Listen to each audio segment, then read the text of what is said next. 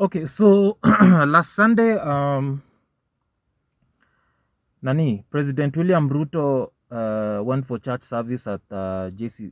Is it JCC? I think yeah, the JCC church, and he donated 20 million and pledged 100 million for the church. And this is just a few months after the president himself, soon after the Finance Bill 2024 protest, said that there would be no longer donations from politicians to churches, especially donations of this magnitude. All right. It's okay. I'm a Christian. I do believe in giving, but our leaders carry us for fools. I saw someone break down what could have been done with that money. Because don't be lied to. Hiyo pesa, hiyo 100 million haijatoka from President William Ruto's other legit businesses. Unaget? Hiyo 100 million haijatoka from President William Ruto's years and years of honest saving.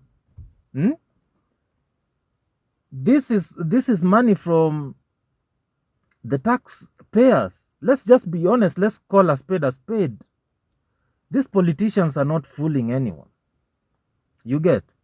So he pledged that 100 million, and I actually saw a comment.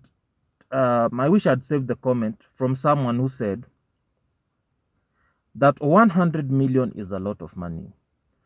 Kenya, in those arid and semi-arid places, upper Kenya, the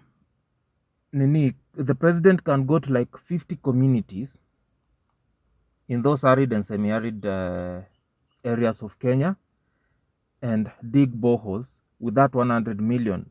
Like one borehole would approximately take around 2 million to dig. So you can imagine for 100 million, you can dig 50 boreholes in 50 different communities. So this is just an idea. These are just ideas that people had. 100 million is a lot of money. Say that the president could have used to, impact and change a lot of Kenyans' lives. Bana. There's so many things that he could have done with 100 million.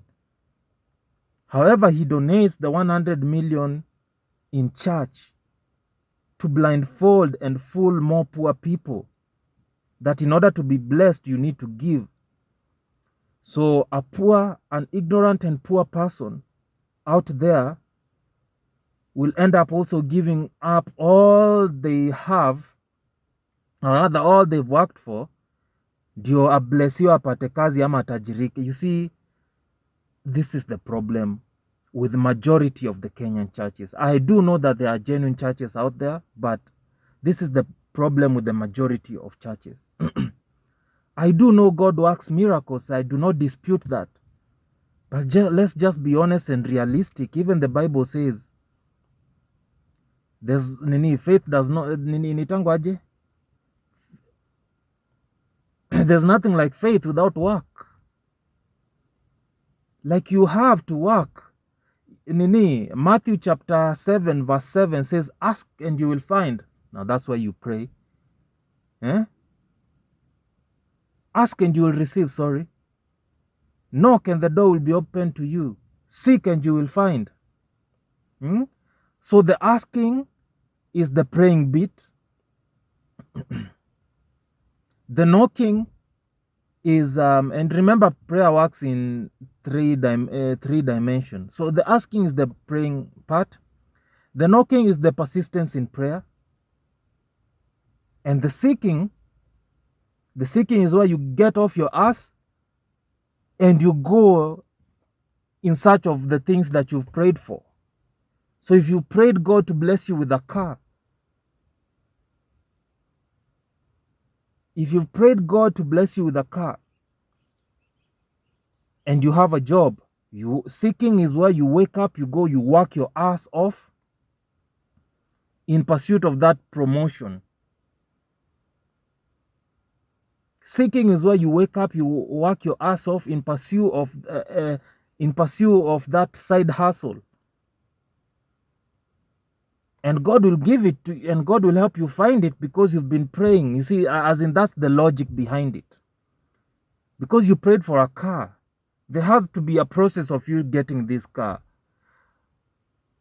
But you see, when you're poor, you have no hope and you're desperate, and you're being sold miracles, you think that I've had a conversation with someone before who actually used to use he was so indoctrined that he used to think that the pastor that the church he used to go and worship at used to believe that this pastor used to pray and money used to appear.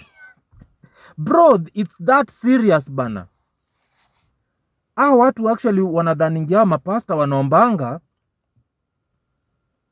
Watu dhani mapasta wanaomba, pesa inatokelezea, God anafanya miracle, pesa inatokelezea ka magic.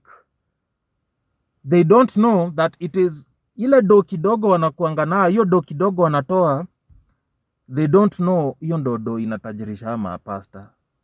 And even if they do, they don't want to believe it. That's how bad it is.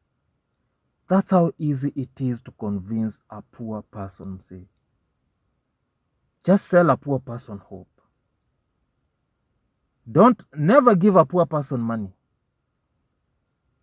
If like you want to control a poor person, never give them money, never give them a job, sell them hope and superstition.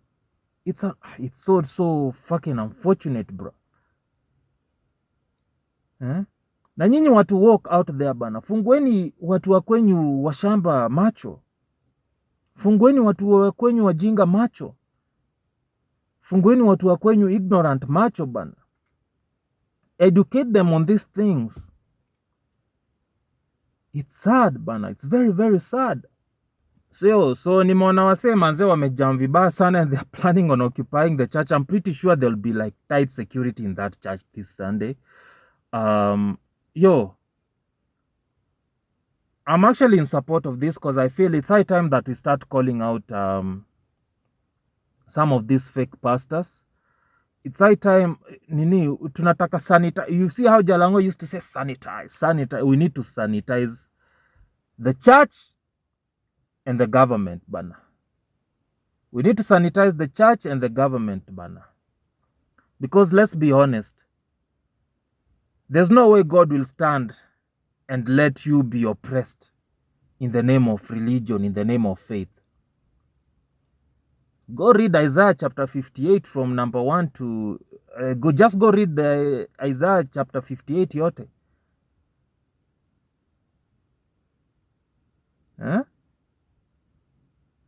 Mimi, I fail to understand how these pastors, these modern day pastors, African pastors especially, are always in bed with the government and with the oppressive government. Because the most ancient human rights activists of all time are known to be prophets. Kina Elijah called out Ahab. Elisha called out Ahab. Nathan called out David. No, was it David or Saul? Yeah, Nathan called out David.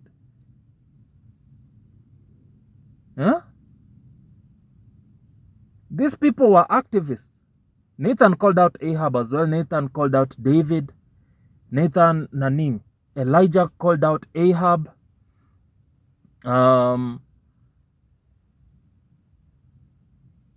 Who else? No, Micah. I'm confusing Micah, Prophet Micah with Nathan. Prophet Micah called out Ahab. Prophet Elijah called out Ahab. Elisha called out Ahab. These were human rights activists and these were men of God. Prophet Nathan called out David. Prophet Samuel called out Saul. Bro, bana, what the fuck are you talking about? Prophets have been known to be activists from days back. John the Baptist called out Herod, King Herod. and he got his head cut off for it bana. Ai bana, msitubebe ufala. Acheni kutubeba ujinga nyinyi bana, acheni kutubeba ujinga. Any man of God that stands and does not praise and criticize the government in equal measure is not true man of God.